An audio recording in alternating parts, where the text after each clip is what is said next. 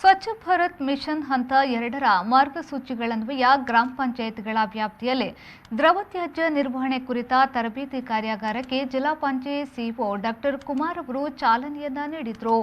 ವೈಜ್ಞಾನಿಕ ದ್ರವ ತ್ಯಾಜ್ಯ ನಿರ್ವಹಣೆಗೆ ಸೂಕ್ತ ತಂತ್ರಜ್ಞಾನಗಳನ್ನು ಗುರುತಿಸಿ ವಿಸ್ತೃತ ಯೋಜನಾ ವರದಿಯನ್ನು ತಯಾರಿಸಲು ಮತ್ತು ಅನುಷ್ಠಾನಗೊಳಿಸಲು ಬೆಂಗಳೂರಿನ ಸಿಡಿಡಿ ಸಂಸ್ಥೆಯ ತಾಂತ್ರಿಕ ಸಹಕಾರದೊಂದಿಗೆ ಇಂದಿನಿಂದ ಆಗಸ್ಟ್ 29ರವರೆಗೆ ಅಂದರೆ 3 ದಿನಗಳ ಕಾಲ ಜಿಲ್ಲೆಯ ಎಲ್ಲ ತಾಂತ್ರಿಕ ವರ್ಗದ ಅಧಿಕಾರಿ ಸಿಬ್ಬಂದಿಗೆ ಅಡ್ವಾನ್ಸ್ ಮಾಡೆಲ್ ತರಬೇತಿಯನ್ನು ಆಯೋಜಿಸಲಾಗಿದೆ.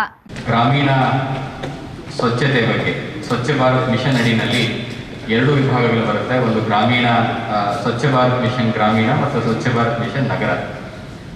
ಸ್ವಚ್ಛ ಭಾರತ್ ಮಿಷನ್ ಯೋಜನೆ ಅಡಿಯಲ್ಲಿ ಈಗಾಗಲೇ ದಕ್ಷಿಣ ಕನ್ನಡ ಜಿಲ್ಲೆಯನ್ನ ಬಯಲು ಬಹಿರ್ದೆಸೆ ಮುಕ್ತ ಅಂದರೆ ODF open defecation free district ಅಂತ ಈಗಾಗಲೇ ಡಿಕ್ಲೇರ್ ಮಾಡಲಾಗಿದೆ. ಈ ಒಂದು ಸ್ವಚ್ಛ ಭಾರತ್ ಮಿಷನ್ ಯೋಜನೆಯಡಿ ಸ್ವಚ್ಛ ಭಾರತ್ ಬಯಲು ಬಹಿರ್ದೆಸೆ ಮುಕ್ತ ಅಂತ ಜಿಲ್ಲೆಯಿಂದ ಘೋಷಣೆ ಮಾಡಿದ ನಂತರನೇ ಈ ಒಂದು ಸ್ವಚ್ಛ ಭಾರತ್ ಮಿಷನಲ್ಲಿ ನಿಗದಿ ಮಾಡಿರ್ತಕ್ಕಂಥ ಗುರಿಗಳನ್ನು ಈಡೇರಿಸಿದಂತ ಆಗೋದಿಲ್ಲ. ಇದರಲ್ಲಿ 2 ಹಂತಗಳಲ್ಲಿ ಸ್ವಚ್ಛ ಭಾರತ್ ಮಿಷನ್ನಲ್ಲಿ ಹಂತ 1 ಮತ್ತು ಹಂತ 2. ಇದರಲ್ಲಿ ಬಹಳ ಮುಖ್ಯವಾಗಿರುವಂಥದ್ದು ODF ಪ್ಲಸ್. ಈ ODF ಪ್ಲಸ್ನಲ್ಲಿ ಬರುವಂಥದ್ದು ಈಗ ನಾವೇನು ದ್ರವ ತ್ಯಾಜ್ಯ ನಿರ್ವಹಣೆ ಬಗ್ಗೆ ನಾವು ಮಾತನಾಡ್ತಾ ಇದ್ದೀವಿ. ಅಂದರೆ ಮನುಷ್ಯನಿಂದ ಉತ್ಪಾದನೆ ಆಗ್ತಕ್ಕಂಥ ನೀರಿನ ಒಂದು ಸಮರ್ಪಕ ನಿರ್ವಹಣೆಯನ್ನು ವೈಜ್ಞಾನಿಕ ರೀತಿಯಲ್ಲಿ ಹೇಗೆ ಮಾಡಬೇಕು ಅನ್ನೋದ್ರ ಬಗ್ಗೆ ನಾವು ಈ ಹಂತದಲ್ಲಿ ಇದ್ದೇವೆ.